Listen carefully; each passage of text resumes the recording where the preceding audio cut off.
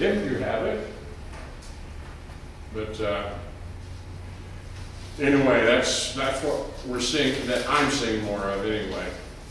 And just by coincidence, when Habitat for Humanity was dedicating this house, when everybody started gathering, I'll say a medium-sized dog came running out of the address next door and towards the mayor and all the preachers. And it was kind of, whoa, a little surprising, because you never know what's going to happen when a dog comes running out to you.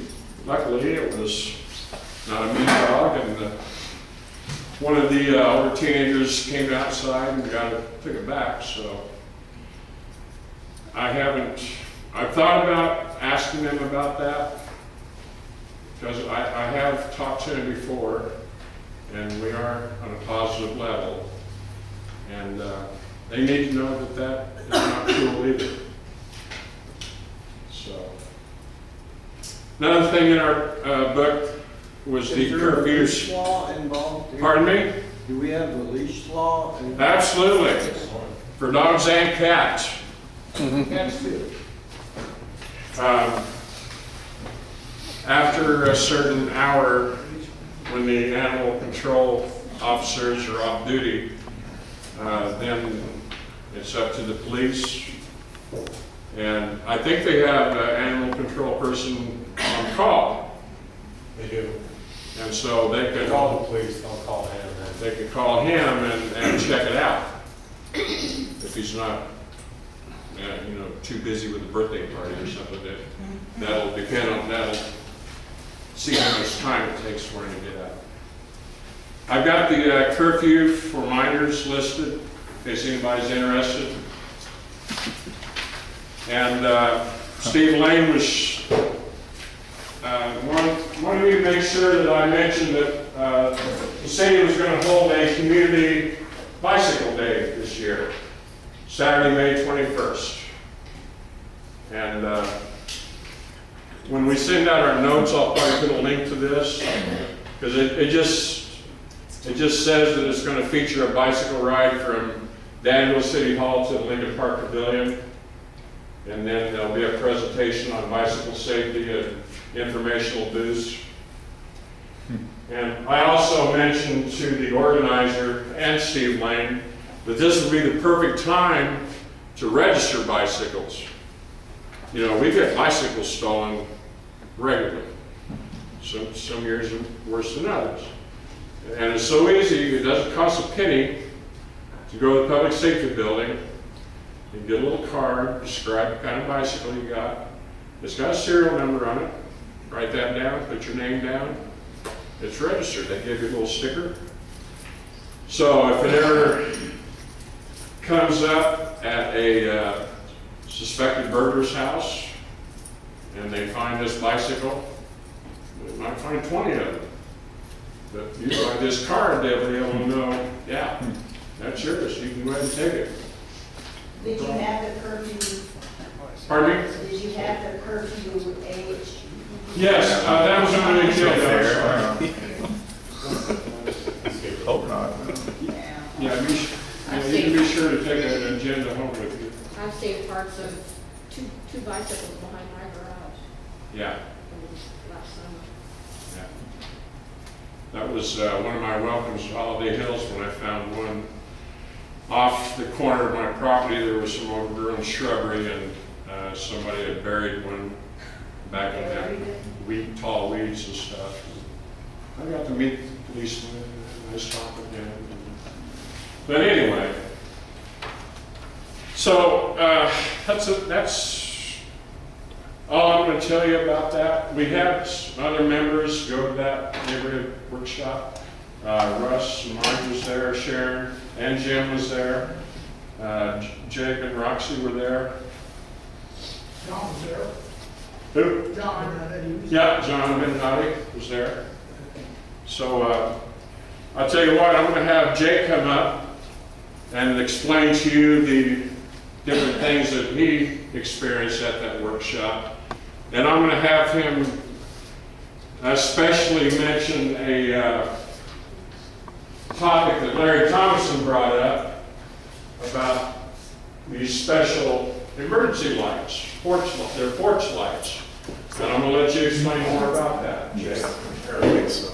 Because he pretty much wrapped up these porch lights at the last workshop we had, or you can have a safety distress thing, you just simply screw in a light bulb, like on an outside porch light. And what it does is replaces the bulb you have now, so there's no maintenance, there's no new parts or anything.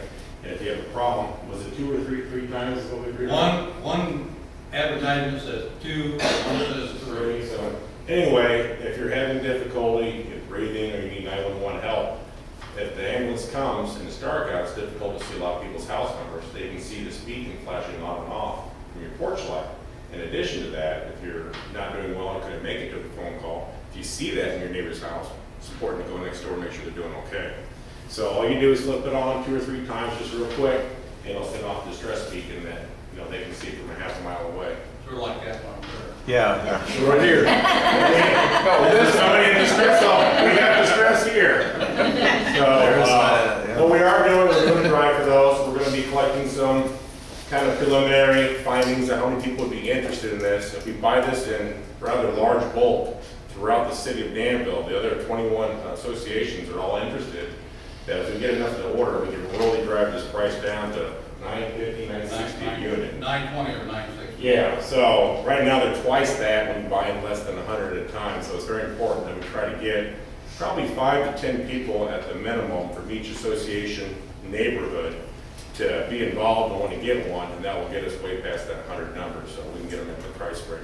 They will be selling for 15, so they'll just be a few dollars over for the time, and that money, if I'm not mistaken, goes directly back into the association, so we can use it as we wish for a party or whatever good food like we have behind us. So anybody interested, please see me or Tim or Greg or anybody after the meeting and let us know that it's something you might be interested in. And we'd be even, I'm sure between the 3 of us, would be happy to go out to your property, swap out the bulbs, and pop in the new one for you and test and make sure that it works okay. So see us after the meeting. That way we kind of get an idea. And if you know anybody that might be a good idea for, please, this is the time to say something, ask them, say, hey, they got this new fancy thing, and we're trying to get an idea how many we need. Larry Thomason, I think, has even put the stamp of approval on that he would like to see these at our local Menards and Lowe's stores and stuff like that. So I think it's something up and coming you will see more and more of. So why not get on the technology train fast?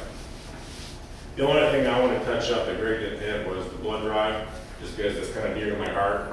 If you've ever had a family member or somebody who's needed blood, much needed blood is usually the case, you can give away, it's free, and your body replenishes it. So you need at least 20 people to get the blood mobile out, and they can do 4 per hour. So there's a little bit of patience necessary, but a little bit of collaboration or communication between the person coordinating that, either Greg, myself, or Tim, or somebody. We can probably say, come up in an hour, call everybody, come up the next hour. So if you know people that are looking to donate blood, I'd love to see that blood mobile parked out here for half a day, in Holiday Hills. It's something to help. So. Yeah, it comes down to the park where we go in Florida in the wintertime. It comes there what, every month? It comes every other month they come and they send it up, they plug it in, and of course they got electricity there and everything. There's some place for them to plug into. Yeah. And then it's in a big motorhome, and they got generators that run there. And that's a lot of cost and overhead, so that's why it's important.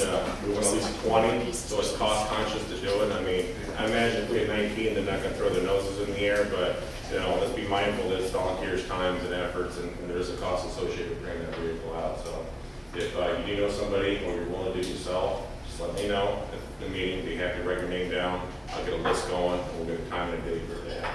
I'm working with the gal over in Champaign who was actually head of Okay. trying to talk with and try maybe set it up where like the first week in April, Holiday Hills and another association is dedicated for that week for blood drive, and you go up to the Elks Club or Elks Blood Bank and give blood up there, opposed to having the mobile come out and maybe not have 20 people, because we found out in ours, and we had it last year, we had 22 people show up.